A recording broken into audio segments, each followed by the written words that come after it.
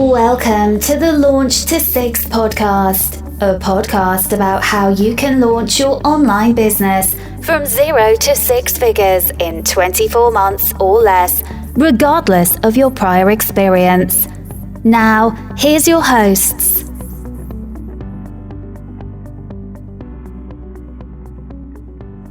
Hey guys, welcome back to the Launch to Six podcast. In this episode, we want to talk about marketing and more importantly, just generally understanding it, how to get started with it.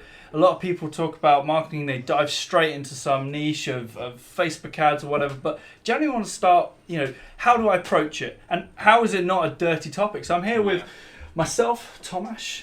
I'm here with Tom and I'm here with Casper. We're actually in the same room for once, which is really, really good with our amazing, really productive weekend. And I suppose just starting with... Corona-free, by the way. Yeah, Corona-free, guys. Corona-free. It's a tough time. I think I'm joking. It's a bad joke. Yeah. And, just to start us off and kick us off with marketing, from my perspective, and to be honest, for most people, there's two main streams of marketing.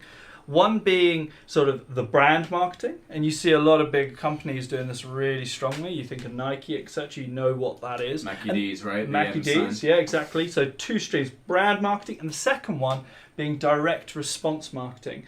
And Tom, this is something you're really, really this is your area. Where do you start? How do you sort of, just to a layman, how would you describe someone who's not in marketing? Yeah. What is direct response marketing? Yeah, so if someone has this issue, like an online product, you're selling like a course or whatever you're selling. Let's just say you're selling a course on, you're a personal trainer and you want to teach people how to get in better shape. You want to teach men how to get a six-pack, for example. Well, the importance of that is, instead of you just putting your logo everywhere on social media, direct response marketing is you have a message that gets a potential client to respond to that message. So for example, download my 46 ways to get a six-pack in 90 days or less PDF. They click through, they opt in. The whole goal of direct response marketing really is to build your email list. And if you can do that profitably, meaning if you spend $1, you can make $1 or $2, then you can build your list more aggressively and you can sell them more stuff. That's really what it is. But of course, there's a lot of details in it. Like if we chat to Casper about coding, or you chat to you about design and operations and finance in general, there's a lot to it. But it really is having a message, getting them to respond. So McDonald's, when you see like the Mackie D's, as they say, the big M, they've just built that brand that everyone knows what they're doing.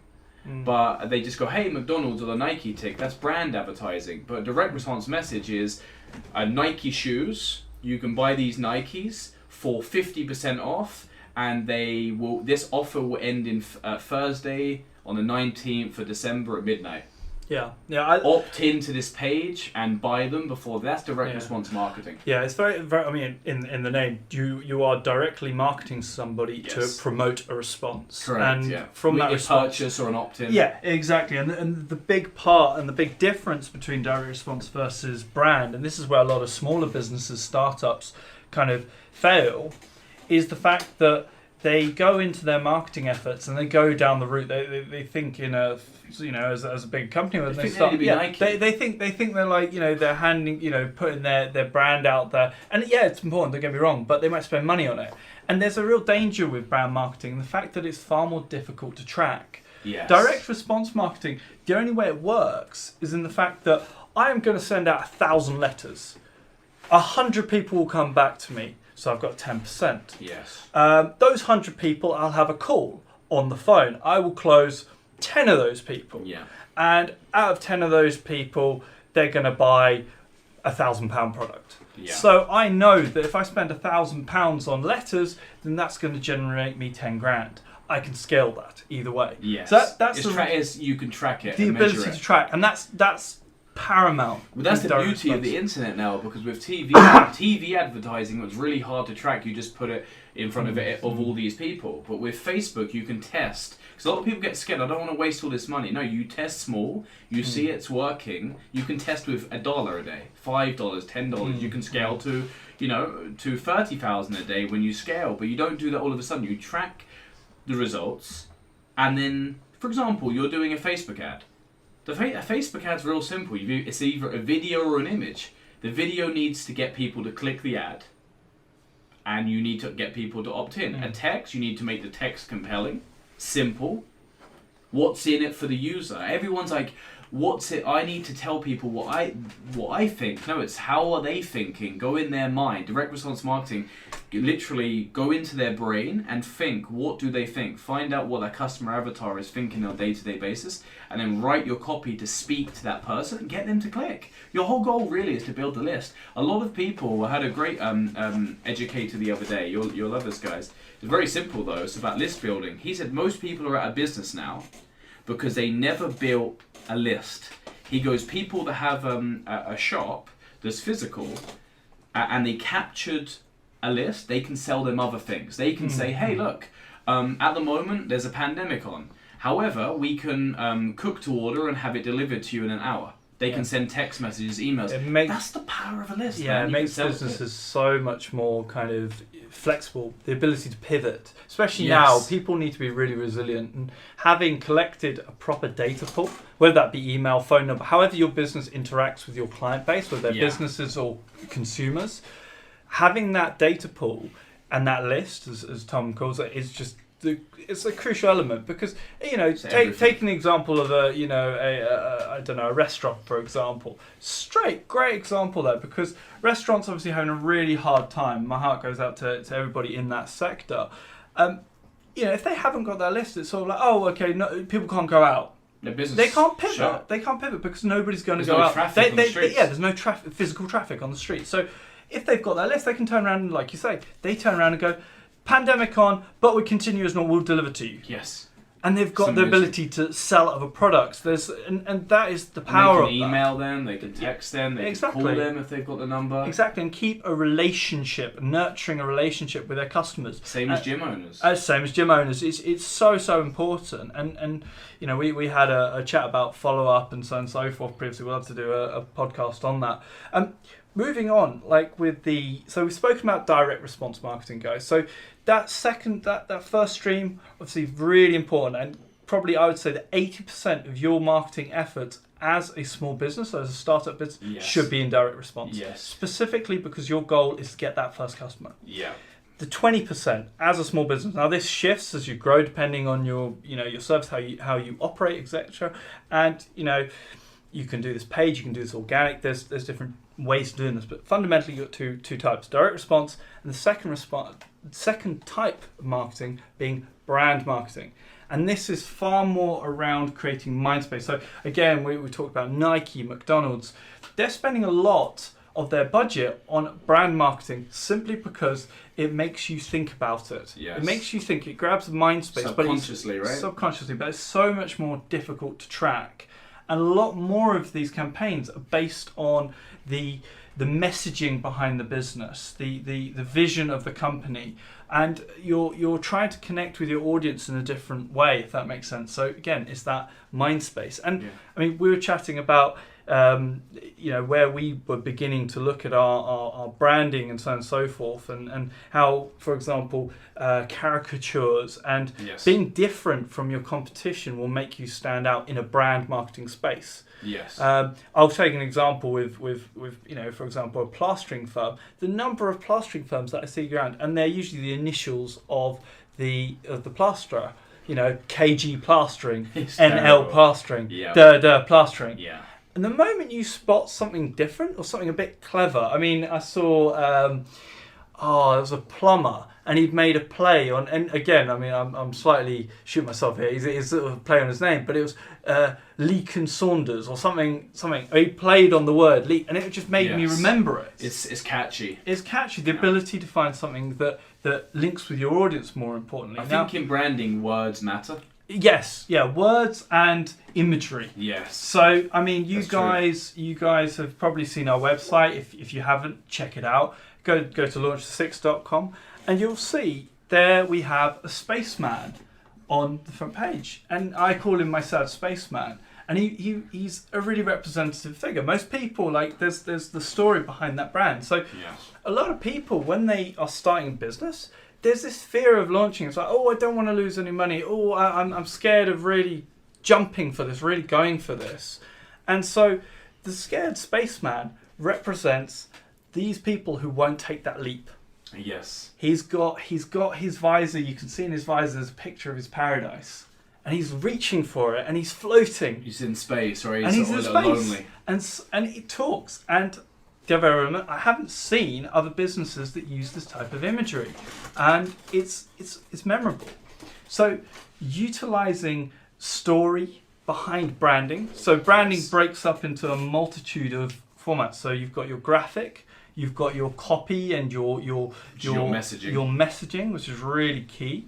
You've got the vision behind that brand. Does that suit? I mean, are you a luxury car company? Yes. And do you have like your colours are like McDonald's? It doesn't line up. You've got to speak to your end customer. Yeah, you've got to understand who your avatar is. So, like I say, if you are selling cars to a high-end customer, they're going to expect something that feels congruent. So what am I going to look at for inspiration? I'm going to look at Land Rover, I'm going to look at Range Rover, I'm going to Rolex, all of these brands that customer would use and talk to.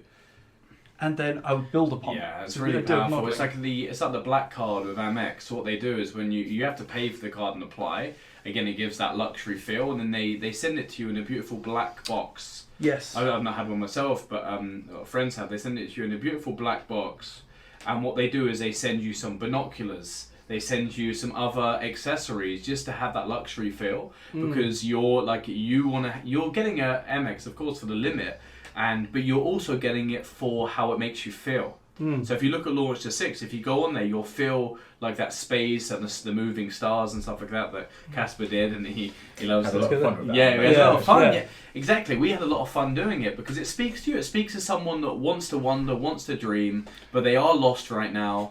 And we'll be honest, we're selling a lifestyle, but because we appreciate lifestyle, we create lives by design as the founders of Launch to 6. We really value that because you don't want to be making millions stuck behind a desk, hating your life, and being in a corporate world and you just hate what you do, because why even work, right? Time's precious. Exactly. Life Time is the most is valuable limited. asset. But But branding is important. I think what you said there, Thomas, of the imagery and the messaging and sort of getting across that feeling of how someone feels. Because, let's just think about, when I think of Nike, or wherever you are listening to someone pronounce it differently, what do you think of when you think of Nike as a brand? I think sporting. I think. How does it make you feel, though? I immediately see the Nike swoosh in my head. That Yeah. tick. Well, when I see Just do it. Just do it, Just I do it. feel I'm a go-getter. If I Energized. wear these shoes, I want to Yeah. run, I want to go to the gym. Yeah. Which I in my mind, subconsciously, I think if I get Nikes, I'm going to be more fit, I'm going to be more attractive. There's so much subconscious things going on there. Yeah. And sex sells, A lot of you think, oh, no, that's silly. Trust me, why does anyone do anything? It's linked to that emotion of feeling good. And, I mean, fundamentally, go back to Sex your is hierarchy of needs. Our goal in life is to procreate. So what are you going to do? You want to enhance your ability to procreate. So, hence the term sex sells. And so, there's a great example with, I'm just trying to think of a good example. Like certain sports cars, for example, they're very clearly for an older user. It's somebody who's retired and they want to buy. You've probably heard the phrase midlife crisis.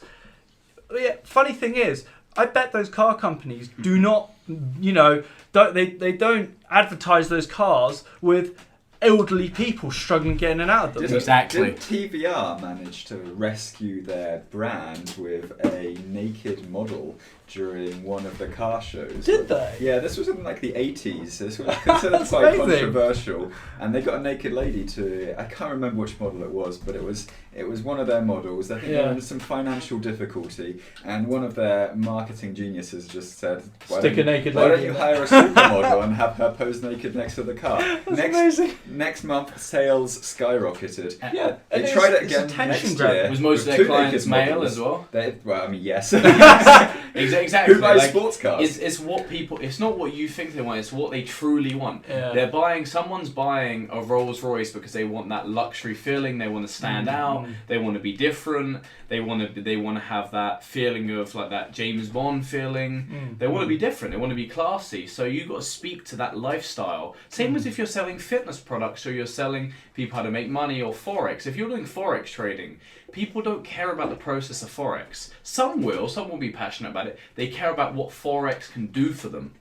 Yeah. In terms of their day-to-day life. It's that phrase, you don't sell the sausage, you sell the sizzle. Yes. And, as long as you give the sausage. Excuse me, it's my Italian's bad. Terrible humour. I would say English have very dry humour. On the second point, it's really important you add value. That's really important. You guys are still laughing about the sausage. Yeah, no, let's bring it back in. It's so we're going to restart. It's important you add value. Right, we're back in. It's important you add value when it comes to the branding. You don't oversell, but you sell them what they want, and then you just really give massive value to the customer. But most people, they don't buy on the intellect, they buy on the emotion. So if you have that branding of what people actually want to do on their day-to-day, some people don't want the beach lifestyle. They just want to take someone in their 50s, you might be listening to this, you probably want to, you want to look after, your grandkids, you want to have a good retirement, you want to have safety, security. Well, how does that look within an image? And then you present that. And you keep it simple. I think they think most companies pay third-party agencies millions to come up with a brand, and it's really unnecessary. You just need to think, how does the individual think, and how can I create words or an image that speaks to them? I mean, the brand should be really centered around your message. And I think a lot of people go, oh, what's a brand? And you go, oh, my logo, I need a good logo. Oh, I need a good color palette. No. Strip that away completely. You've probably heard the idea of a culture. It is very much the culture that you present to your audience. That's your brand. So your culture is your internal, how you behave, how you think, what's your operating system, your modus operandum. Your brand is what that goes out to the world, what that message is. And everything that is physically and graphically shown speaks that. It reflects that. And that is where the power of that brand comes forward. But then you've got to begin with a good, strong vision, a good, strong journey first. And having that message is where that begins. So it's really key when you're starting out. You need to have that vision, that goal in mind. Yeah. Okay, how do you come up with that? I mean, we've got some resources to help you with that. But ultimately, you've got to look and say to yourself and go, right, okay, I've got this skill set to the world. I've got this value. But, right, okay, what is it that I want to do? And understand that. And be honest about it. Like, if you want to go out and make lots of money and have a good lifestyle, be honest with that. If it's that you want to go and, clothe certain people and give bikes to people in third world countries, present that. Like, a great example of a really powerful brand is Tom's, for example. Have a look at Tom's branding. Have a look at their story. A lot of people buy Tom's for the story and the charities that they support. It's a shoe company, right? Versus really being bothered by the shoe company. Genius. Bit of marketing. Pampers, I always refer back to Pampers. Pampers had a marketing campaign not too long ago whereby they said that, every Pampers diaper that you buy, we will give a Pampers diaper to a family in the third world. Now, when you actually think about that in terms of connection, who's their audience? It's mothers. And so a mother coming up to that product and they see one product on one side that's just a straight diaper and one product that goes, do you know what? We're more expensive, but we're going to support you. We're going to support you, but with you in poverty. It's speaking to their values. They relate. And so that is such a powerful bit of additional messaging, marketing behind a brand and that vision that is then translated. Everything else all falls in. Yes, I'm a stickler. You need to have your font right, your typo, your palette. Yes. You need to have all of this stuff right. And this is where Casper gets a massive, big graphic document from me and Tom standing over my shoulder going, I want it to, the copy and messaging. And I'm sitting there kind of building out these graphic journeys.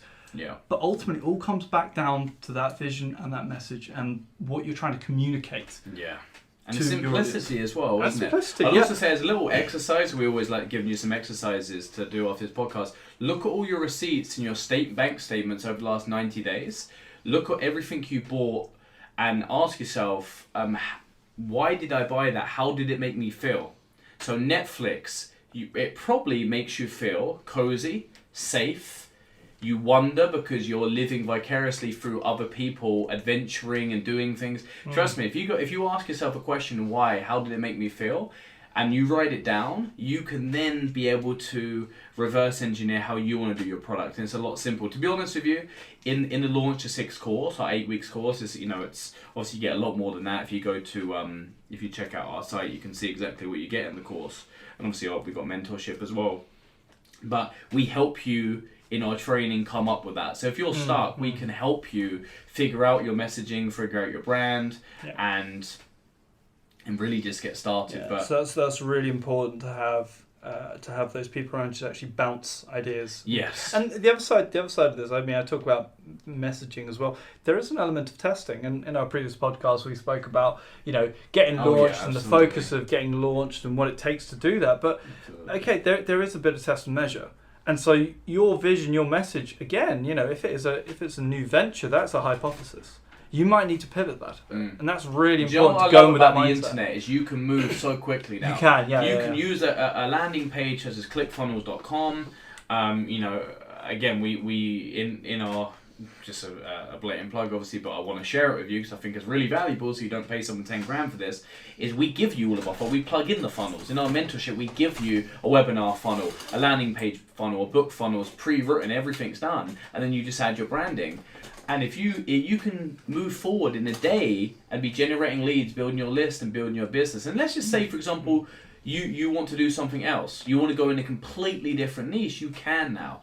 But again, you need help, like anything. If you want to be a pilot, you need to learn how to actually fly. So you need to get the lessons. But unlike learning how to be a pilot, you don't have to spend $100,000, $200,000 to learn. You spend a lot less than that to learn. So to wrap this up, guys, any tools, resources, or books you found that's helped you? Thomas on marketing. I know Casper, we're introducing him to books now. Yeah, this is quite a new topic. Yes. Look at like there's a phrase that people use. All masters were disasters. Look at all the great all masters were once disasters. Oh, that's amazing. It's a good phrase. I've heard of. I'm stealing it from someone, but it's like have a look at what people are doing.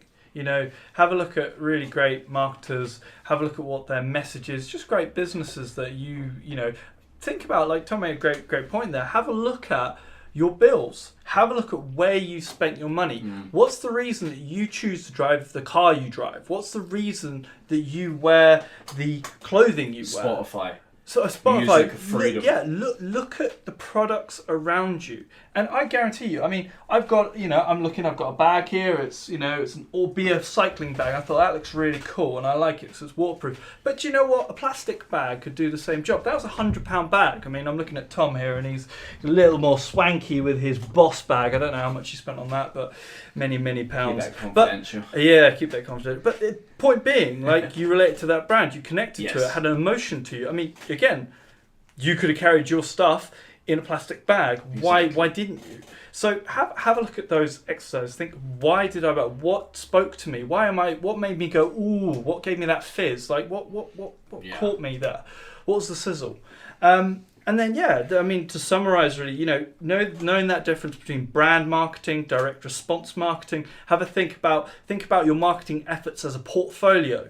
What are the asset allocations of your time and your resources? Where are you placing most effort? Are you just literally just on Facebook and just posting every other day, going, I do this? Is that the most effective? And they're doing it. I think they're doing that aimlessly without any clear vision. Yeah, and they don't know why KPIs, no relax, because most people, you turn around to them and say, right, okay, so you've spent every day posting, or even worse, you've paid somebody. Yeah.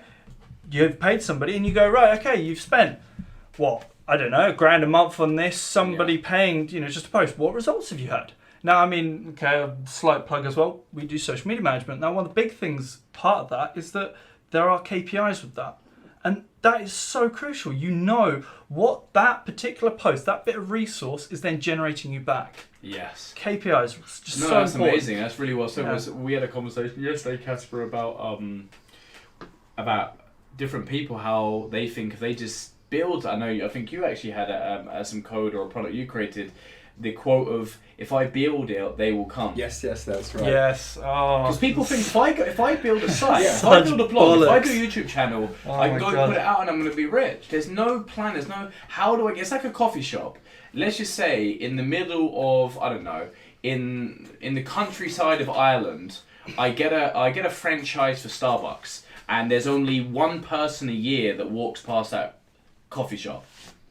I know you think, Tom, that's crazy. Why would you do a Starbucks? That's what most people do when they just put up a website and say, if I build it, they will come. I don't know who said that.